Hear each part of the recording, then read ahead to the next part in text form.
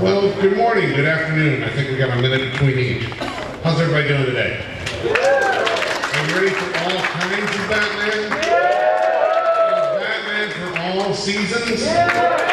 Let me bring up our panelists. Let me start with our esteemed podcaster with Warner Archive Collection and the man who will be running everything on screen when he isn't making snarky comments, Matthew Patterson.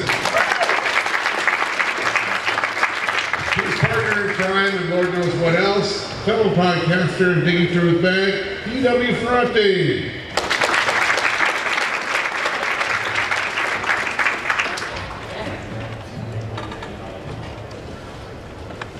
A man who's been in Batman lore so long, he has actually lived in the Batcave. Daryl McNeil.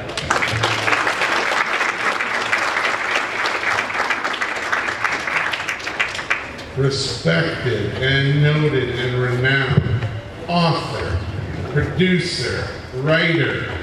He invented the word cowl. Michael Uslan.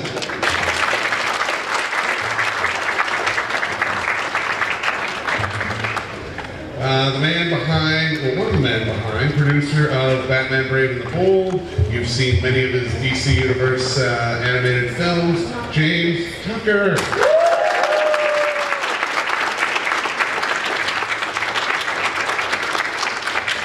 Another man noted for directing some fine portions of the DC Universe, including Batman Under the Red Hood and 1/3 of Superman Doomsday. He was one of the main men behind Batman the Brave and the Bold and a series called Young Justice. Brandon Vietti.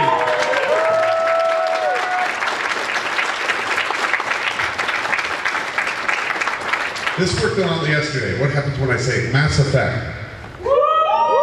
Okay, we're in the right room. The creator of Gargoyles. The producer and main man behind Young Justice. I'm not even going to mention that other name with those web shooters because I had to work with him and it was fun. Greg Weisman.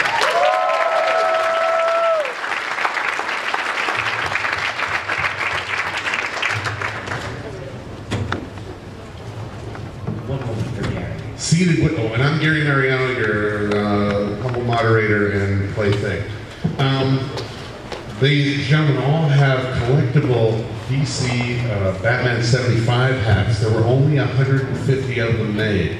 Each one of these men is going to hang on to his hat because there's no way in the world he's letting loose on such a collectible. But I have one that we're going to give away later to one of you. Adam West got one. Michael Uslan's getting one. Troy Baker's getting one. You guys, one of you is going to get one. Yeah, he's wearing a Superman shirt. You think I'm giving that to him? Did you not know what panel we were running? All right, let's get started. Matt, I think you want to cue something up to kind of best explain this panel. Let's just, Dan, why don't you just give them a little statement ahead of time? Just like about Batman of all seasons.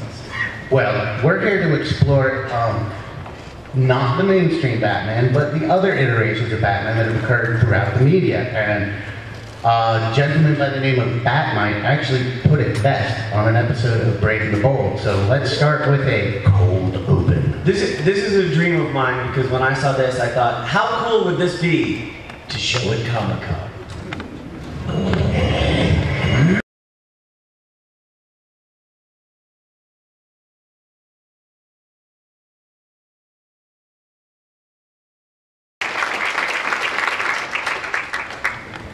Well, my dream came true, so I'm done here today. Because that was so meta, I actually turned inside out. So essentially, we're here to make the case that doesn't need to be made, that there's room for more than one kind of Batman. We're here to celebrate these other sides of Batman, his versatility as a character, but also to acknowledge that each one of us at some crucial point in childhood not only met the Batman, but also met a Batman. And that a Batman is sometimes a very favorite version of this character. But before we go into that, we're going to take a brief detour into the roots, the alternate roots of Batman. And now, we're all familiar with this thesis that Bob Kane took Da Vinci's Flying Man and used it to create the Batman as we know it. And we're also familiar with this, that Conrad Veidt, It's really small. That's really small, but that's the man who laughs, which is what is the basis of the Joker. But there is a little-known film from 1931 called The Public Defender, which stars Richard Dix, assisted by a somewhat butlering Boris Karloff and a young action-packed character named Doc, who's an acrobat. And we're going to show you a clip because I'm going to put forward that perhaps someone like Bill Finger saw this movie. And it's a 30s movie, so Pacing.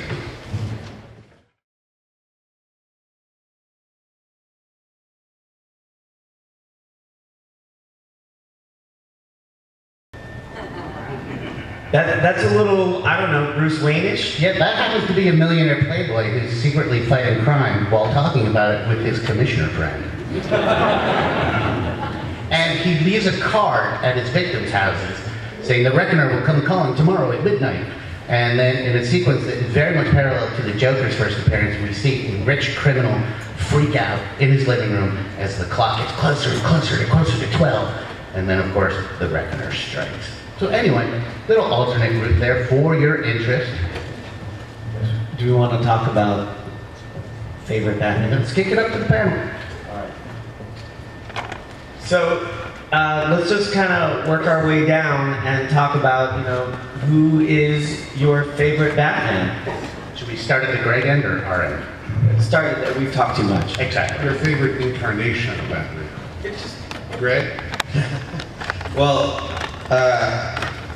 I grew up with Adam West. You know, I mean, I was watching, you know, the Superman, Batman, Aquaman hour, and those cartoons, and loved them.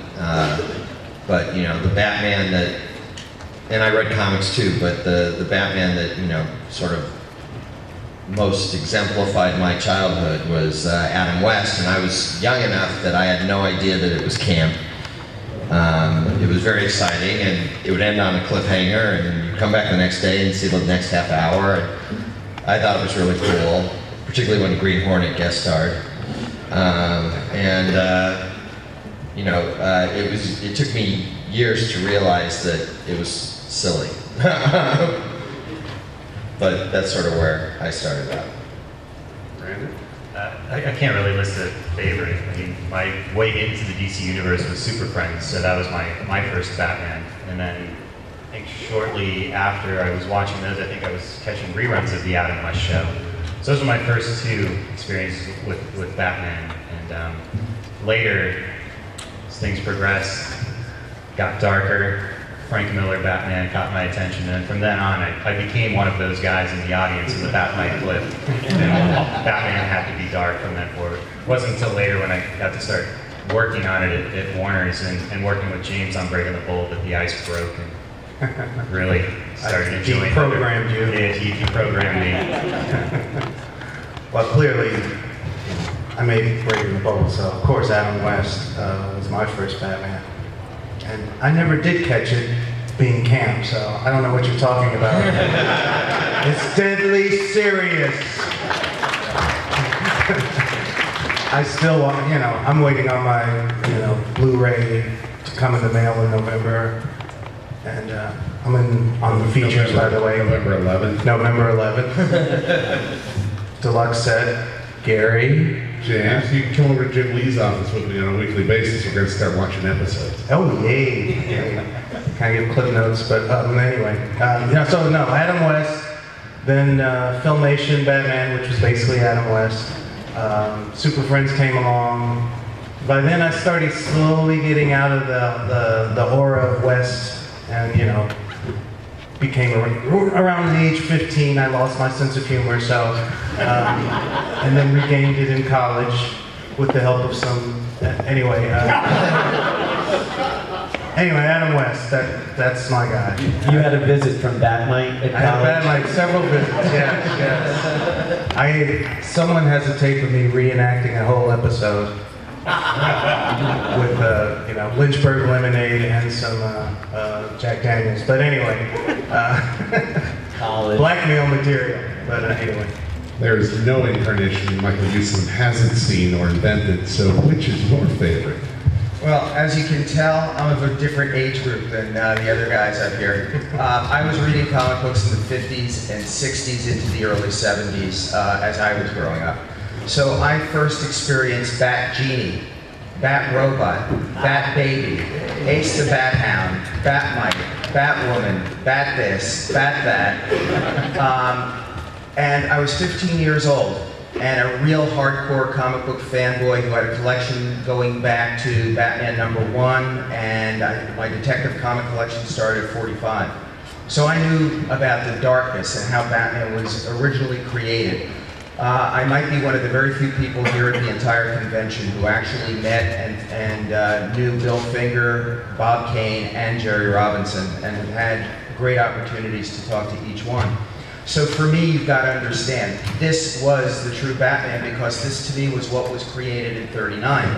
When the Adam West TV show came on the air, and I was again 15, I wasn't little, I was watching it and I was simultaneously thrilled and horrified by what I was seeing on TV. I mean, I was thrilled. I couldn't wait for months for the show to come on the air.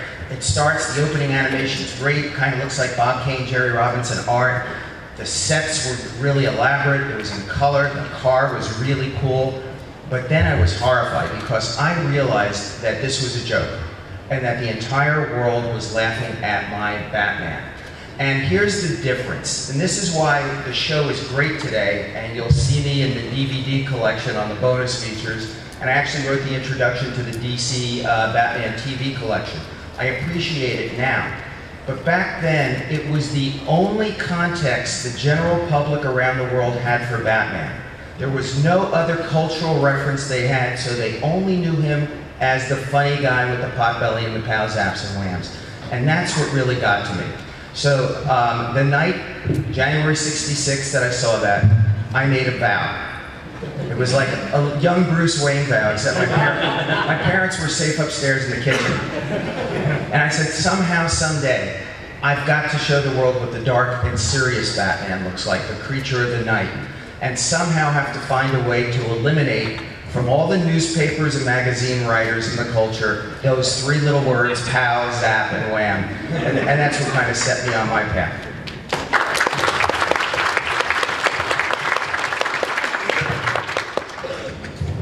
Okay, my turn.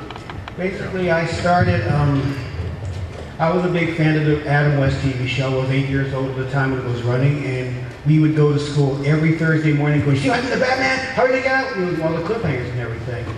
Then I got in animation. I started working on the Super Friends Batman, so I did that for about 4 years. I went to Filmation in the middle of that. I worked on Filmation Batman. So I got to work on the Adam West Bird Ward voiced one. I got to work on the Bat-Mite character and whatnot. I also did development for what became Legends of Superheroes specials that ran on NBC, which then began the Challenge of the Super Friends episodes that ran on ABC. Because the ABC person came in, saw our artwork for Legends, and kind of went, is that for our Super Friends show? We went, no, it's for NBC. Well, why can't this be for our Super Friends show? So that's how Legends of the Super Friends Challenge kind of got going. So I ended up working on that, and eventually they looked at the Batman movie, but I also like the Batman from the serials. Especially the first one. I really get a kick out of that one, and Shirley Patterson, she was a babe. I love her dearly, but so I kind of go through different earlier things. I'm kind of midway between Michael's age and some of the other people up here. But Batman as a character was a cool guy to watch, and I got to actually work on the character I watched as a kid, and that was really a major treat for me.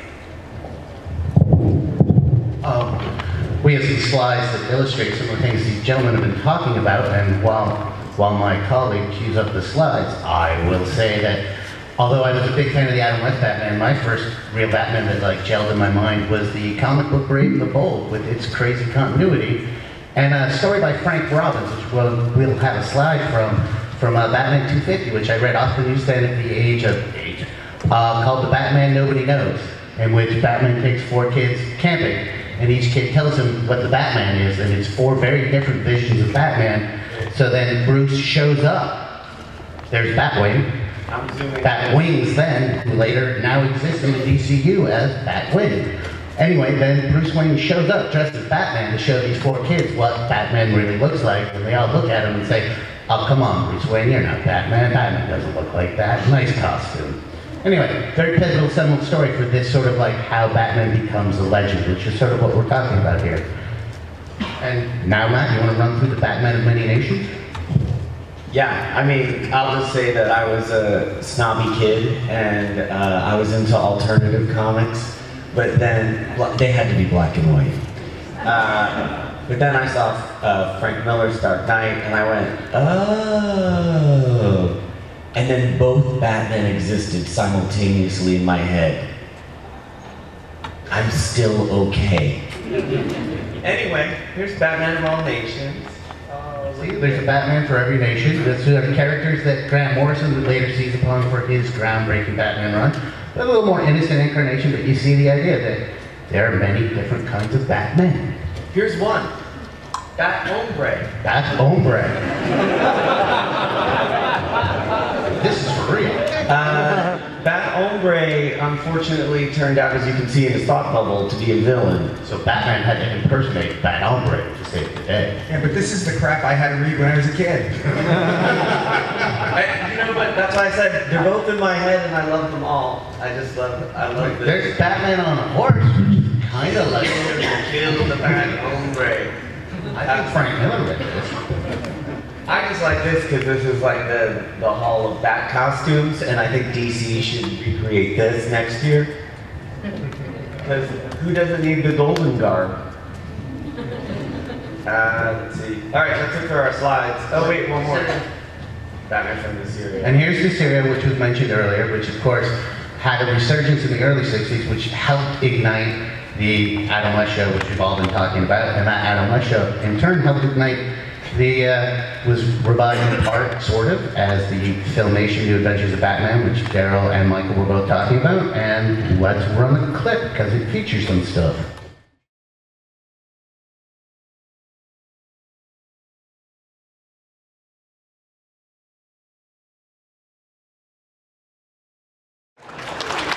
So, let's just give it up for the work of Daryl, who worked on that show.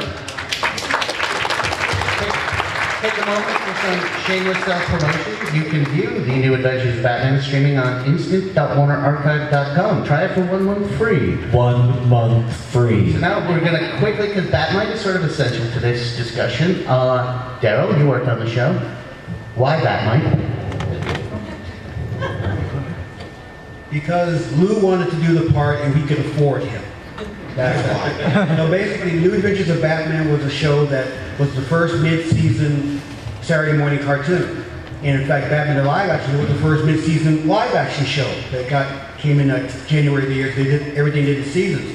But Batman was a case where a guy named Jerry Golan ran CBS Saturday morning programming and basically said there's a loophole in the fact that ABC had done Super Friends 2 years earlier, but hadn't done any new episodes with it. We can exploit that because DC doesn't care. They want the character on the air. If you can get a Batman show on the air in 4 months, we'll buy a show from you. And because we had a lot of stock material from the first Batman show in '68, we were able to do it.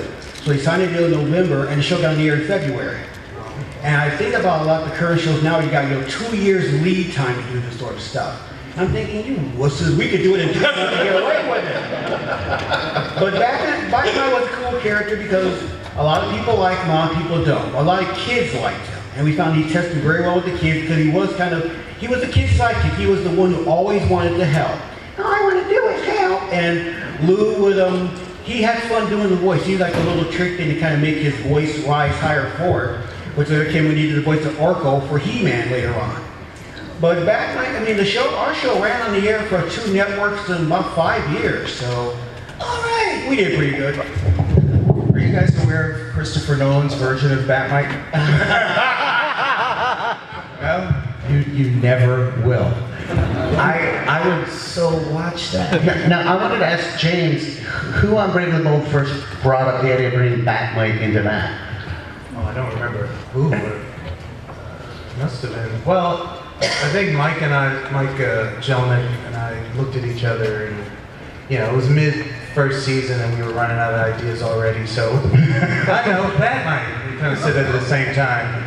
But we weren't really serious about it until we talked to Andrea and she said, I might be able to get Paul Rubens for this. And then we were like, oh, we have to do this.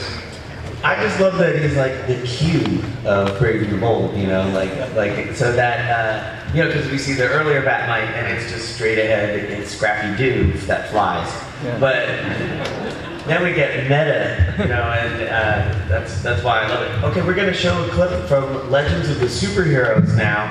This is before Batman '66. This was the only Adam West, Burt Ward Batman that we could release. We dug it out of a salt cave for real, 2-inch tape. Had to send it to one of the 2 places that could play 2-inch tape in the country to lovingly restore Legends of the Superheroes. Available on DVD.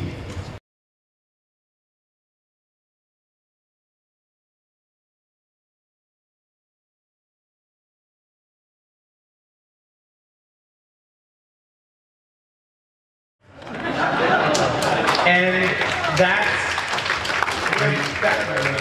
sorry, yes. You got to know, the other day Matt and Dan got to meet Adam West, and Matt mentioned Legends of Superheroes. Please repeat what Adam had to say. I just want to say that he was like, you know, he was meeting a lot of people, and then his eyes lit up, and he looked at me, and he goes, "That was the worst piece of S I've ever worked on." So, Daryl, we have a question. What were Hanna-Barbera thinking? Thanks. Actually, the idea for this thing came from Sheldon Moldoff, who was one of the Batman Ghost stars and most of the work that Bob Kane's name was on. And NBC thought about the old Batman TV show. It got good ratings, and we had Batman every place else because CBS had one and ABC had one. So they let us get one too. And so they did development on the project, wanted to go for straight laughs, and kind of an overbroad comedy bit, pretty much. It's like on the Legends thing, it would have been great if you could have shown the sequence where Robin totaled the Batmobile, had to explain to Batman how he did it. See, the whole game of charades to do it. And that was like one of the classic moments of that. But the thing is, that show didn't go over. We did two pilots, and it didn't really work. And that was the end of live-action Batman until 1989. No, Pretty well killed it, I think. We actually did a development. NBC wanted to do something else with the Batman.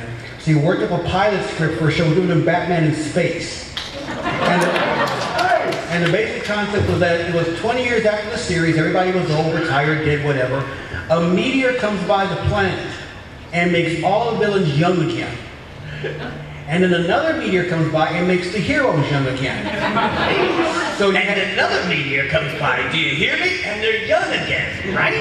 That's my pitch meeting. Yeah, we wrote this, the script was written for it, and it would have Batman with a big bat satellite. We had Barbara Gordon would have been the new Commissioner Gordon, and Adam and Burt would have done the roles again, but after the Legends thing kind of went in, NBC kind of went in, so no live action Batman. So all you Batman lovers out there. So Batman was in a netherworld. And this is where Michael's childhood vow comes into play, I think. Yeah, it was 1979 when I acquired the rights to Batman from DC Comics to make it to movies. And having gone through all of this, I said, these are going to be dark and serious. And that began what would turn out to be a 10-year odyssey to get the first Batman movie made. We were turned down by every single studio in Hollywood. They told me I was crazy. They said, you can't do serious comic book movies. You can't do dark superheroes. And for God's sake, you can't make a movie based on some old TV series. It's never been done. So actually, what have we done? So actually, it took 10. It took us before we could get that first Batman movie out, thanks to the genius of Tim Burton and our production designer Anton Furst, who deserve all the accolades and all the credit for it. But thank you anyway. So that gets us to the brooding dark Batman, of which he's had a number of incarnations, including the animated series and some other versions, current and former, which we're about to show you.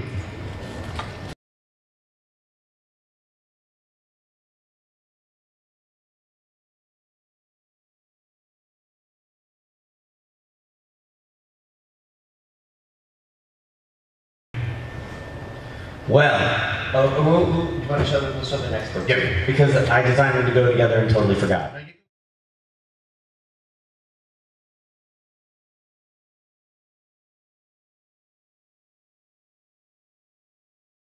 And Beware the Bat, which is currently airing and available on Blu-ray from WarnerArchive.com, is sort of the latest cool incarnation of dark and brooding Batman. But there's room for other Batman. And let's use this moment to announce Season 2 of Batman Brave and the Bold will be coming on Blu-ray very, very soon. Let's thank James for all his hard work and celebrate it by running a clip from Batman the Brave and the Bold, Season 2. James and Brandon. Oh, yes, and Brandon, sorry. I was in Young Justice Bond. He was there, yes. It's a really long table. I just want to say about those other clips, the reason why we showed those two is that was Dark Batman, but those were in, to some Batman fans, controversial forms. You know, the motion comics, there's a whole panel on motion comics here this week. Some people like it, some people didn't, but it was an interesting experiment to try to bring the comic books to life in a more literal way. I'm very curious. Who likes motion comics? You can get them all at WBShop.com, WarnerArchive.com. And then Beware the Bat uses the 3D animation, which some people take to and some people don't. Of course, we love the stories and the art, but it's just another method to bring Batman. Anyway, here's some Brave and the Bold and 3 clips because I couldn't help myself. These are... And they all reflect the panel.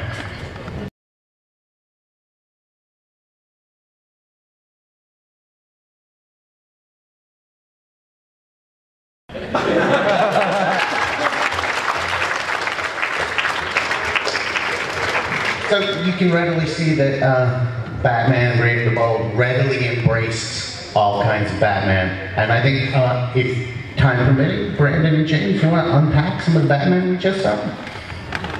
Oh, what?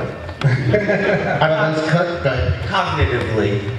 Oh, you know, we started doing the show, and initially my boss, Sam Register, pitched it to me. He said, "We need another Batman show." And I groaned. I was like, "Oh no, I'm not going there," because it's hard, it's hard to do Batman. And he said, "What if it was Brave and the Bold?" And I instantly went, "Oh, wait a minute. That means other heroes. That means I can do those crazy Bob Haney stories. That means everything. That means it's open to anything I want to do with it." And it also came around the same time that Grant Morrison was doing all his bat-crap crazy stuff in DC Comics at the time with, and he was pulling from the 50s stories for his stories. He was doing, bat manga stuff. So it was kind of like we were all pulling from the same weird sources for Batman, just to shake it up a bit. And he was doing his own very strange thing with it, and we were doing our own very strange thing with it. But, the first clip was from, one of those 50s stories that Michael thought was crap. The Batman of Zur-En-Arr, which is a storyline that Grant ended up using in the comics too, in his own way. So it was just good timing in that, there was a very serious Batman already out in the movies, in the Dark Knight movie. So no one wanted that. No one was expecting us to do that. So there was no pressure to do that kind of Batman. It was already done. So it was very liberating not to have to do that. But it was also challenging because then we could look into all the other goofy versions of Batman that were done prior to Batman and Tim Burton, Michael's Batman. So there's a lot more crap to choose from than good stuff. So we had it made. So it was fun being meta. It was fun.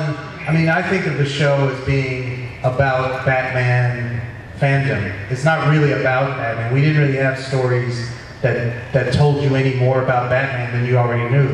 We know the fans know everything there is to know about Batman, and the series itself was just a celebration of Batman as a pop icon.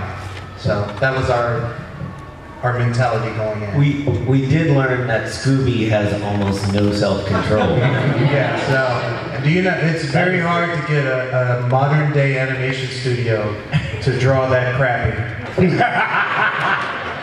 So Brandon, you kind of went from the meta to the straightforward spy with a Young Justice Batman. Should we, want to run the clip?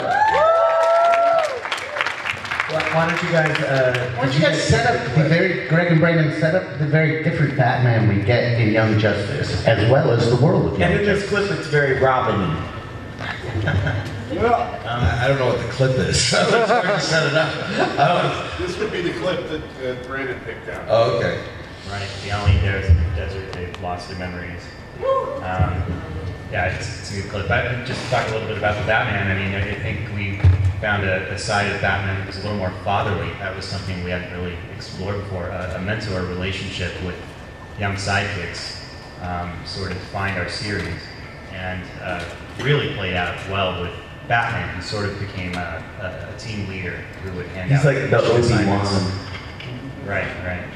So Yeah, it always sort of bothered me that in the comics, Dick Grayson, in order to become Nightwing, had to have this angry relationship with Batman. You know, in order to that was the way that he would grow up. And I was like, you know, I grew up and I loved my dad. You know, I didn't feel like there was this need for them to, you know, have this huge break, you know, rift between them, and so. And the whole point of Batman, you know, taking on Dick as his ward was to keep Dick, in our opinion, what we worked out in our heads was that, you know, he didn't want, you know, Dick had lost his parents the way Bruce had lost his parents, and Bruce didn't want Dick to become like him. So it was that idea that that Bruce was actually a half-decent dad, and we tried to illustrate that, and you know, them playing basketball or whatever, different ways in the show. That, you know, because otherwise, why bother taking on a kid's sidekick if you're just gonna, you know, bully him in essence? You didn't go to the same Boy Scout troop I did. All right, here's the clip.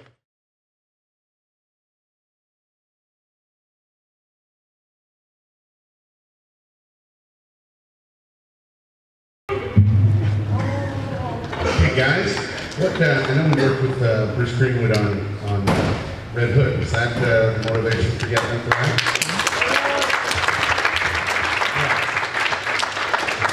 Yeah, Bruce Greenwood really brought that great sort of fatherly texture in his voice. I thought anyway. I thought that was a great story with him at Under the Red Hood, where we got to see a father dealing with pretty serious family issues.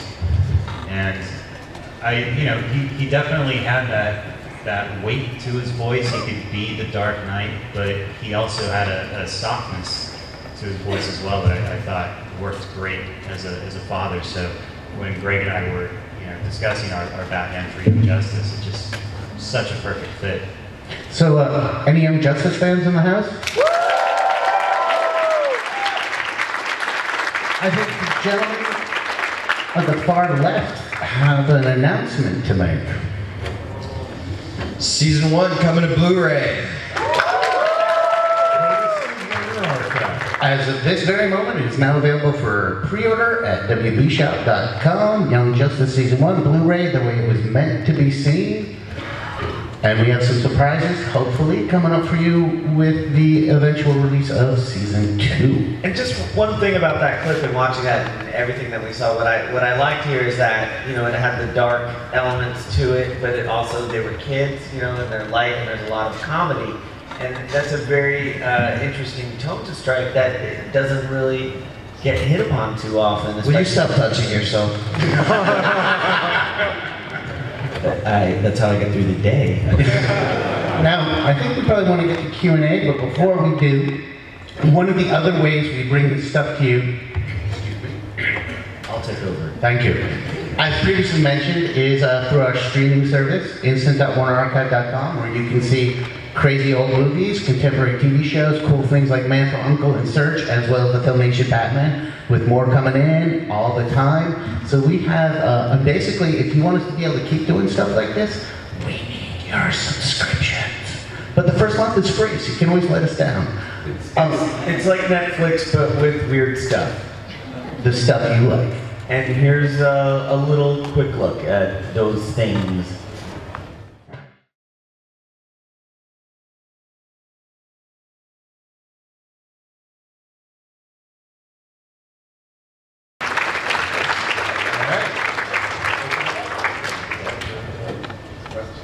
Lights up, Q&A. Anybody got a question for us? Now, don't sit and tell us how much you love us, because we know you do because you're here. Don't ask for Greg Weisman for a kiss because he's married. So is Michael Uslan, and I know he's faithful. I think. Just step up, say your name, and ask your question. And you got a chance at a copy of Public Offender, or a very exclusive hat, or Matt's jacket. It's all for sale. Hi, my name's Andrea, and the question's for Brandon and Greg. Any plans to do a Young Justice movie?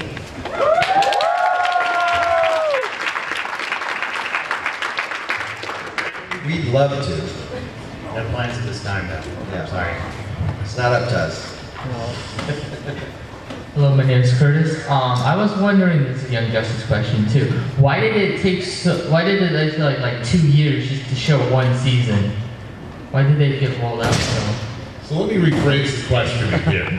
The boys down at the end, they are the creatives behind the program. They don't get full choices in how it's aired or any of those things. So you might want to just drop those questions because we're not going to get answers today. Okay. Sorry. So ask them, a nice question like, how do you sleep at night knowing you've created such great cartoon content? How do you sleep at night knowing that you made such wonderful characters? I don't really sleep at night. So. Thank you much for that. We are very busy creating other wonderful characters, so yeah, not a lot of sleep. Thank you. Hi, my name is Robert, and I want to make an announcement on the Teen Titans Go. They just announced they're going to have a Young Justice appearance in one of the future Teen Titans Go episodes. So if you guys want to see Young Justice, looks like Teen Titans Go will have an episode with them. As for that, my question is, what would some things in the Batman universe and the Young Justice would you like to have brought on if you were to continue? Maybe even play the thought of a Red Hood character come into the Young Justice in some form. Sounds like you have some ideas. And you can continue with season 3 as a comic book. Well, we definitely try not to talk too much about what we had planned for future seasons, just in case maybe they get made someday. But Right. we had plenty, and the Bat family was involved, but just don't like to say much more beyond that. Two-Face.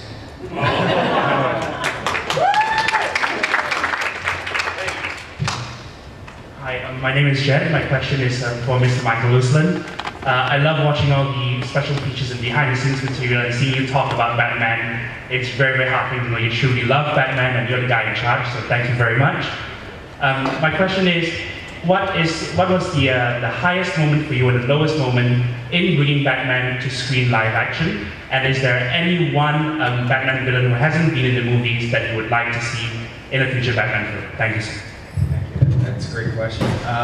Highlight for me, I have to say, is the revolutionary first movie that broke the mold and changed everything. And it's the 25th anniversary now of Batman '89. Number two is another great movie, although you know it is 3 movies. I only look at it as 1 movie. The genius Christopher Nolan's Dark Knight trilogy. In terms of other Batman villains, I think for me, it would be one of the Batman villains in the Denny O'Neil, Neil Adams days that we have not seen, and probably wouldn't exactly fit into Chris Nolan's model, which is Man-Bat. Come on up here, you got a prize. Come on. Thanks so much. Next question.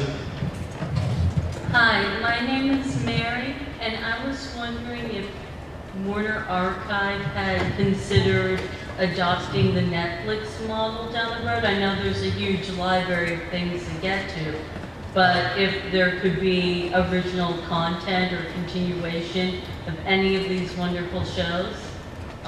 Young Justice, Green Lantern, Beware the Batman, Brave and the Bold. You know, we're trying to build this up along the way. You know, everybody wants to build a magical future where all that stuff happens. Yeah, I'm a tiny squeaky voice, but at our level, that would be ways down the line. But yeah, that's a great idea. You get a DVD for that. Give it a public defender. Hi there, William. Seeing as how like the dark, broody Batman seems to be the popular one nowadays, but it's kind of hard to keep that going in an episodic format without it getting eventually canceled. Then we have to revert back to like a more child-friendly Batman, just to really sell toys. Do you feel that there could be a way to keep this dark, broody Batman going, where it could be good for kids, but also something that the adults could watch without feeling a stigma of like children cartoons are for kids only? I think it's more for the people that work on episodes. Yeah, any Batman expert? It seems like the movies have the dark, gritty Batman covered. And I don't think you'll see a light, bouncy, bubbly Batman in any movieplex coming soon. Television has its own needs and requirements, mainly to sell toys. And that you talked about a possible Netflix model. I see that as a way, a potential thing that could happen. Probably after a lot of other people have done it already, and it's proven to be a success, then it could happen for us. So the thing is, we're all working on various other projects that are tied to DC in some way. Not all of us, but So there's a lot of Batman to go around. There's a lot of different versions of Batman in the pipeline. So one of them will tickle your fancy, I'm sure. Come up and get a DVD. Hi, I'm Josh. This is me once a year, by the way. The rest of the year, my wife is dragging me to whatever Shakespearean artsy-fartsy, Nutcracker Suite, like Miserables show is out there. Well, I sit patiently and wait for one of you guys to throw me a lifeline. I got one question. Where's my Batman musical?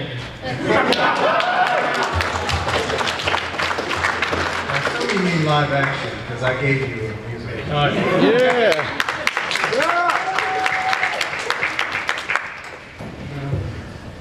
Maybe Neil Patrick Harris will get one made. That was the hat.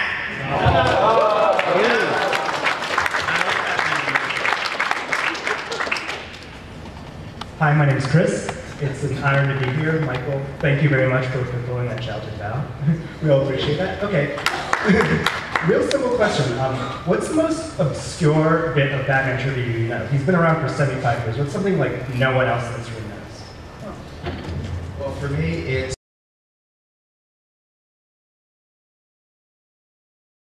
Batman's all the trophies for Batman. And I just said Senator. It's 1947. It comes from World's Finest 31, Case of the Penny Plunderers. And with that, my wife rolled her eyes, walked away, and she said, "I'll let you two guys have a play date."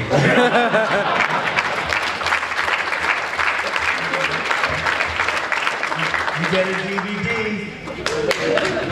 And the villain was named Coin, as I recall, right? Well, we actually thought about adapting that for Brandon.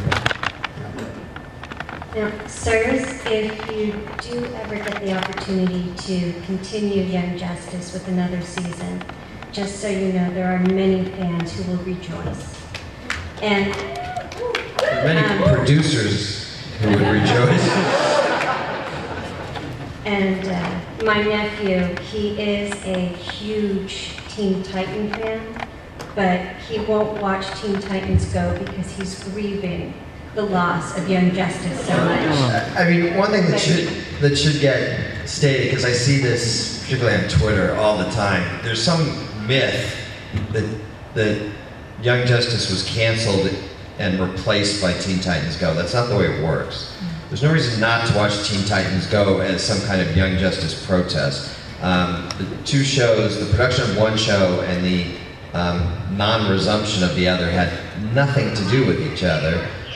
There are great guys working on Teen Titans Go, including Michael Uslan, who did Batman Brave and the Bold.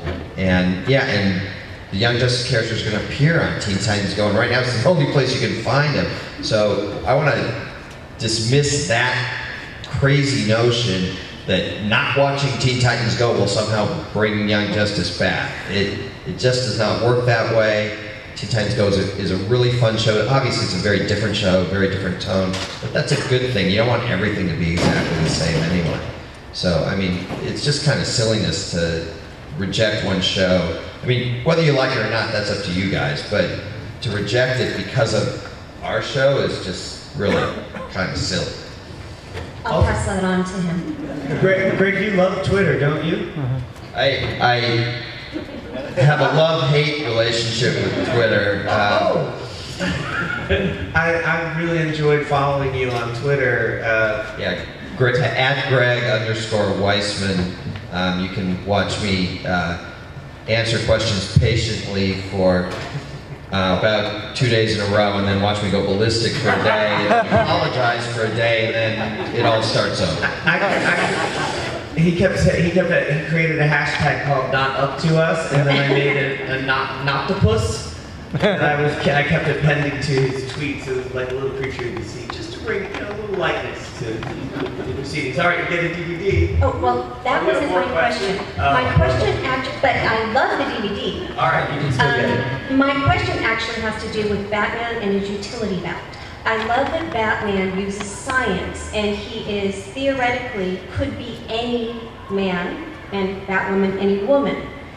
As far as science goes and intellect, is there anything that is currently you're thinking of adding to the utility belt in current science or in science that is to come that you are enticed to add to the utility belt? Cheese whiz. Real quickly, I think Christopher Nolan's approach to all the gadgetry and the devices and the inventions with the Dark Knight trilogy, he was trying to convince everyone that Batman could be real. That Gotham could be a real city today in the gray world of order versus chaos that we live in. That Bruce Wayne could be a real traumatized guy on this Lost Horizon journey through life.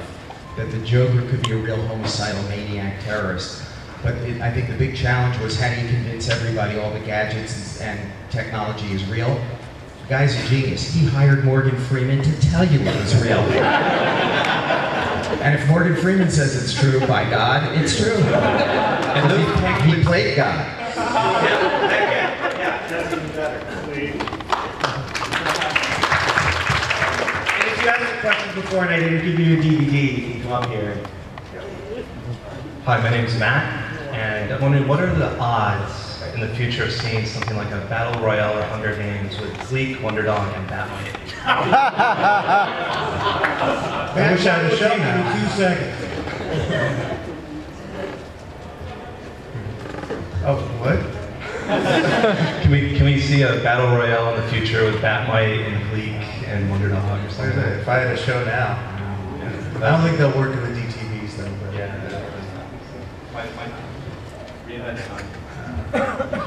My name is Tom. My question's for James. Who came up with your outrageous take on Aquaman? Well, okay, we had the script. It was in the script one time. And so I read the script and went, he needs something. And I'm like, he's not big enough. He's not a big enough douche. Sorry. So, working with Michael, Michael's great. He lets artists actually touch scripts, which is verboten.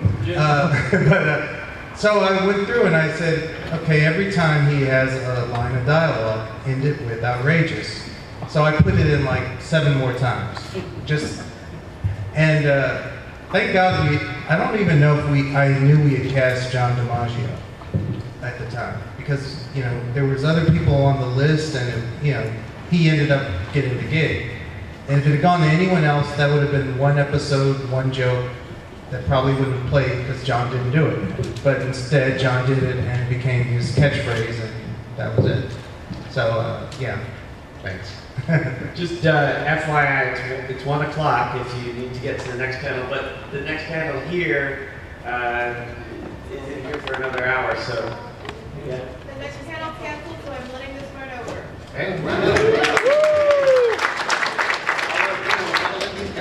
Yeah, if you guys want to go, you can. Someone ask a question? Hello, I'm Mark. It's very cool how all the different actors breathe life in the various versions and incarnations of Batman. And I also love all the guest stars, like you said, Paul Rubens, Neil Patrick Harris, Weird Al from the Scooby-Doo one you guys showed. And I was curious how you guys, either pick your base Batman characters, you kind of touched it with Father, or your guest stars too. That was just me and Andrea sitting together and just going through who we liked. We knew because of the nature of the show that Diedrich Bader was the only consistent cast member. And Andrea said, look, you're going to have a lot of guest stars rotating through here, so let's make sure we cast people we like. Meaning, we like them as people. Because we knew they all could act. So kind of the people who made the show and who were cast, we knew were likable people that we want to see regularly. Ray Delisle, Tara Strong, Kevin Michael Richardson. I mean, these are the people we work with all the time, for years. And so we wanted it to feel like family, because that's kind of the underlying tone of the show, is that Batman is the kind of the over figure for this world of DC superheroes. And they all know him, and they're all friends. So it's not super friends, but friends who are super. So it's like superhero is their job, and they know each other. So it's kind of an ensemble piece. And he's the Mary Richards in the Mary Tyler Moore Show. I just came up with that, and now I'm not going to be able to get out of my head. Anyway. All right, I found out we only have time for 2 more questions. Okay, sorry about that. Yeah, there's been a tremendous diversity of explorations of Batman. We have the fatherly Batman in Young Justice, the seen it all Batman in Brave and the Bold, the young Batman in Beware the Batman. Are there any aspects to Batman that any of you have wanted to explore that you haven't had a chance to yet? My name's David. For me personally, I always loved the world's greatest detective aspect of Batman. I would love to see that part of his persona explored in any media at any time.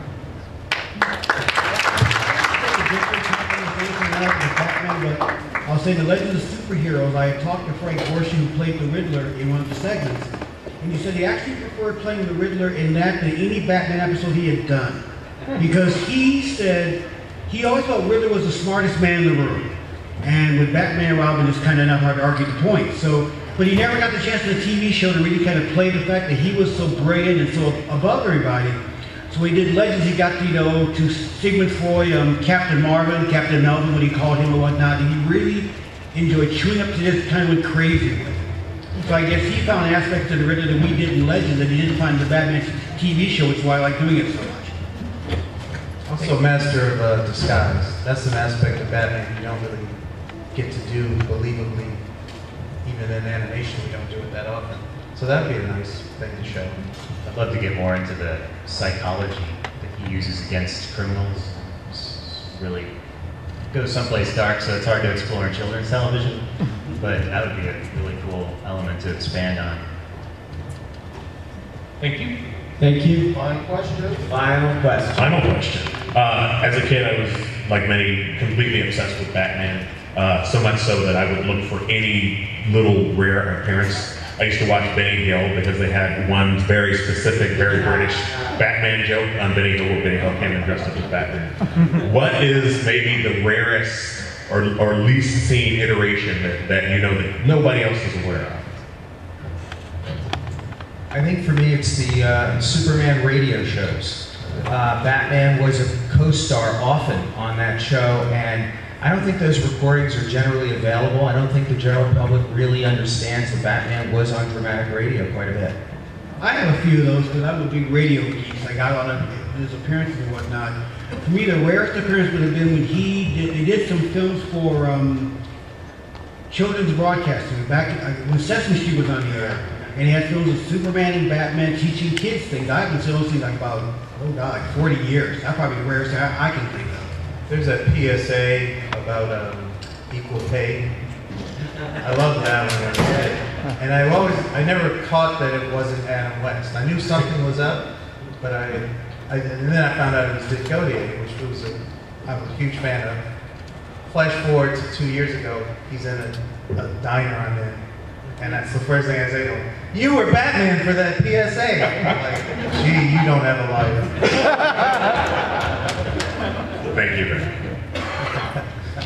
Well, that about wraps it up. Thank you very much for coming. Thank you very much to Greg and Brandon and James and Michael and Daryl. Thanks so much for making this panel. Thank you very much for coming.